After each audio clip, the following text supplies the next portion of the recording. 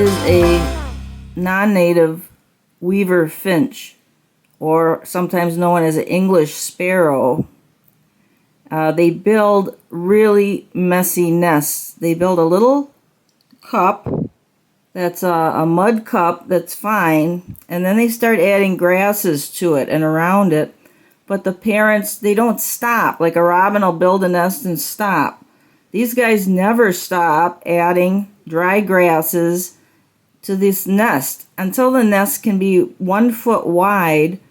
It's hanging off the edge of whatever it's on, and it acts like a sail in the wind.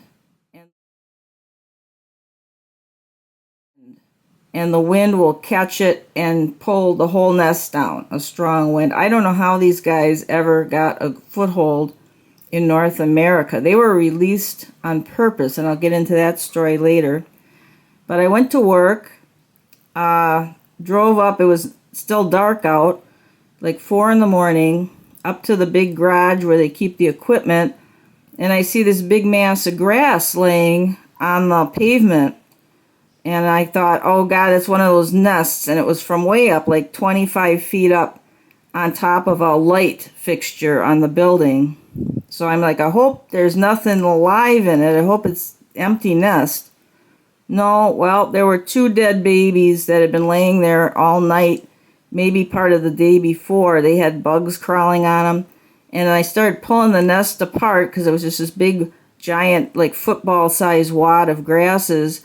And then here's this little guy looking back at me. He was the only one who survived, and maybe because he was cushioned by it in some manner when he fell. I didn't know how long he'd been laying there, but it was quite an amount of time because the other guys were all covered with insects that were already eating them. So what are you going to do? You leave them there to die or bring them home? The wildlife rescues, they can't be doing non-native birds, so they're not going to do anything with him. And he was very weak. This was yesterday, and believe me, I was swearing when I found him. I just gotten rid of the bunnies and let them go, and now I got this little dude. Well, I'll have to show you how he had to be fed for the first half a day because he was too weak. I thought he was going to die. I just brought him home, put him in a little thing here, and I thought, you know what, he's going to just die, but at least he'll die, not laying on the pavement there getting run over by a work truck or something like that. So there's where the nest fell from, up on top of that light. And that's a long way down. Landed here on the concrete, and I threw it over here.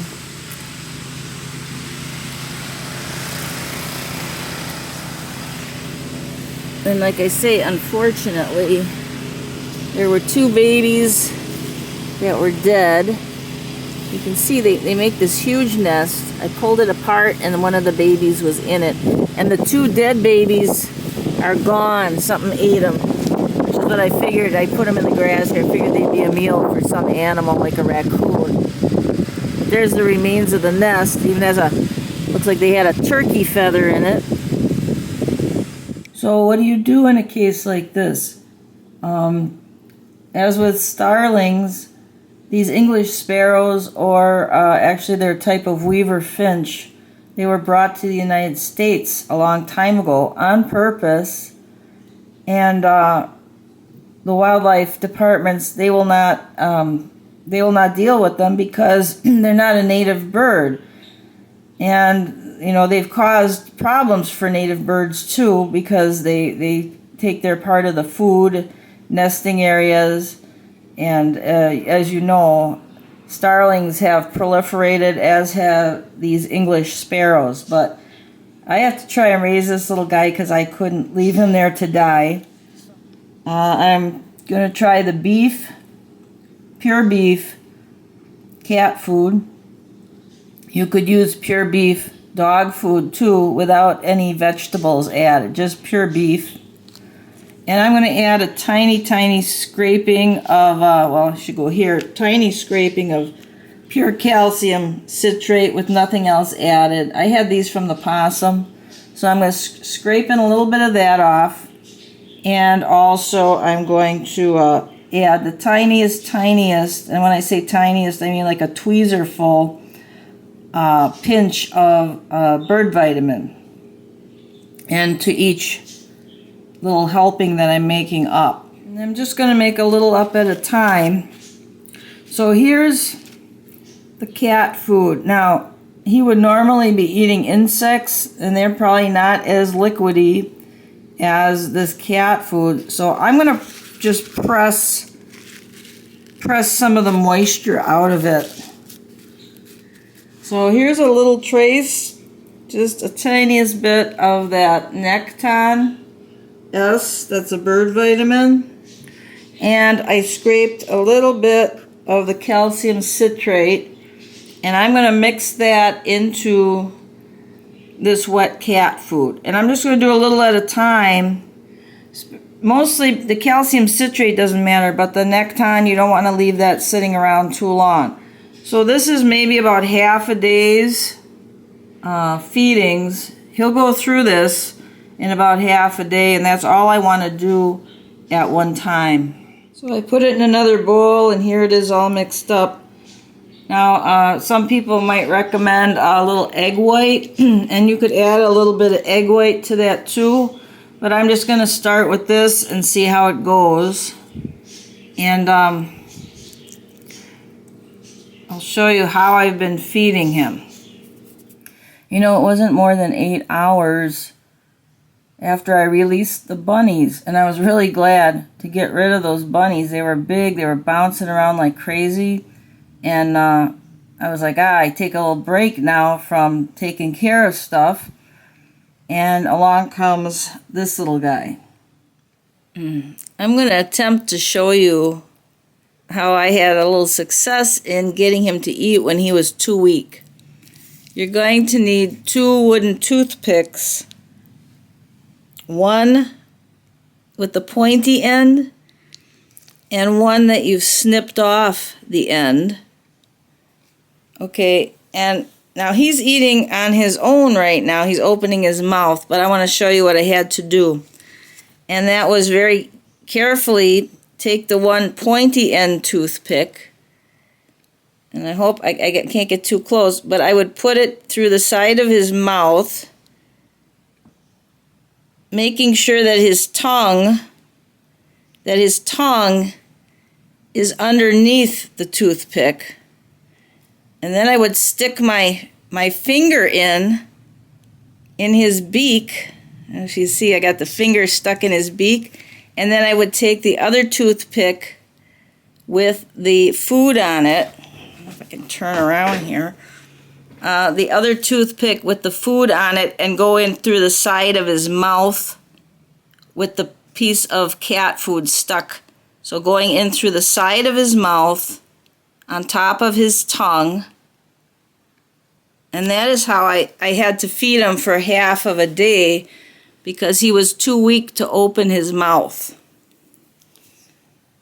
Now, maybe it works better with 2 people.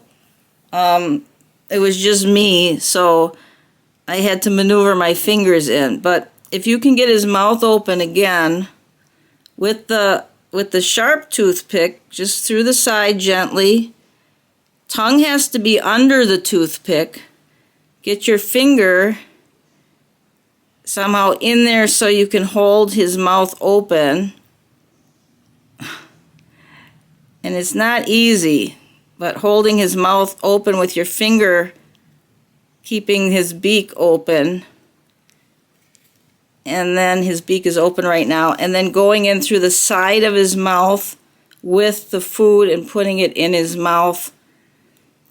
At first, the first time he didn't even swallow it. It just kept it in his mouth. And I thought, well, he's going to die. He's too weak to eat.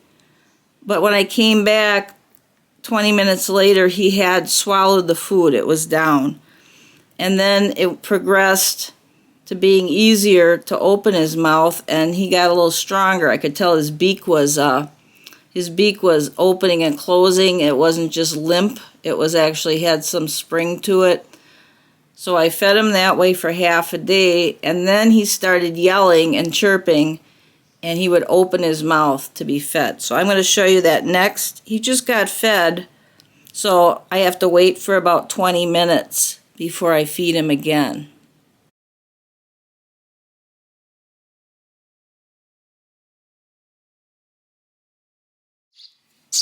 Oh yeah. So at this point,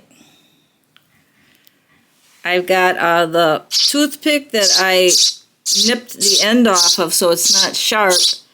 And this guy, he's, oh, swallow the whole toothpick, so you gotta be careful. Alright, so hungry.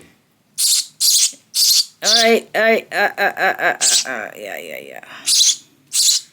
Now, you don't want to overfeed these guys either. Like maybe 3 little lumps of this will fill his tummy. Down it goes. And then that's enough. Now, these guys can jump. We don't want them jumping and hurting themselves on the floor. But 3 of those, even if they open their mouth again, just don't overfeed them. Okay? That was good. He says, that was delicious. Okay, we're going to put them back. Put you back. And in about 15 or 20 minutes, he's going to want to eat again. And I was setting the timer for 20 minutes, but right now he's being his own timer. And he's only been here 24 hours, and he's already looking bigger. And his feathers are growing at a rapid rate. So he's going to go back into his little cage. Okay, in you go.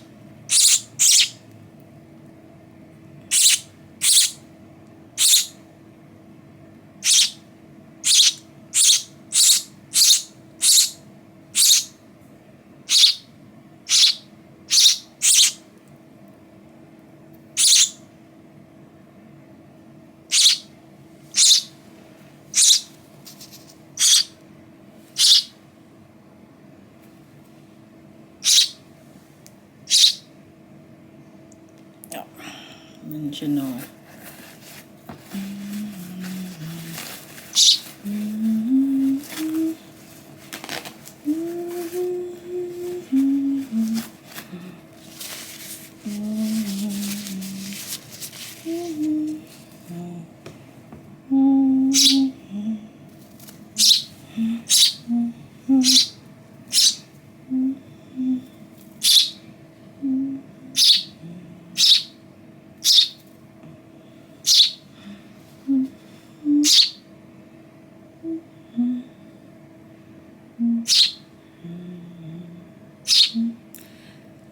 My broken heart aches with every wave that breaks over love waters, whoa, in the sand. How you doing? How you doing? Look at the feathers coming in. Woo! This is only, oh, what is this? On the run. Oh my Lord. This is only 30 hours. He's been here 30 hours, and the changes, the feathers, they were just pin feathers, and now they're all coming out of their sheaths already, and his head's getting more covered with fuzz. What a change in just 30 hours, huh? He says, I'm eating good. Right, you little Jack? Jack boy. Jack boy. Jack boy. He says, I'm a non-native. I'm a non-native, and some will call me a nuisance species. And who do you think is the... Don't you think humans are the most nuisance species of all? He says, what's the story of these little guys?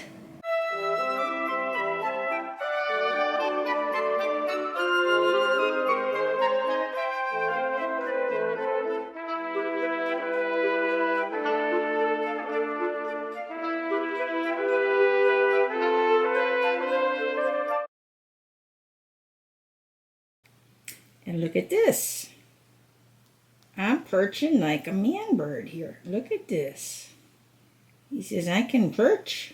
48 hours later, he's jumping Jack Flash. He's Jack Sparrow. He says, I'm eating all the time. I'm pooping all the time, and I'm growing like a crazy bird. I'm growing like a crazy bird. What do you think? He says, I'm a crazy guy. Yeah, but don't try flying, because you can't fly. You go flapping. You go flapping on the floor. You just stay here. You just strengthen those legs. Strengthen my legs. Look at me. He says, I'm just going to grow like crazy. What do you think, huh? He says, I think I'm a little sparrow. I'm looking around. He says, this room's crazy. There's all cars. Whoa! You're even going to stretch your wing. Wow. He says, it's growing. I got to stretch it. A lot of cars in this room, aren't there? Yeah. He says, there's cars all over the place.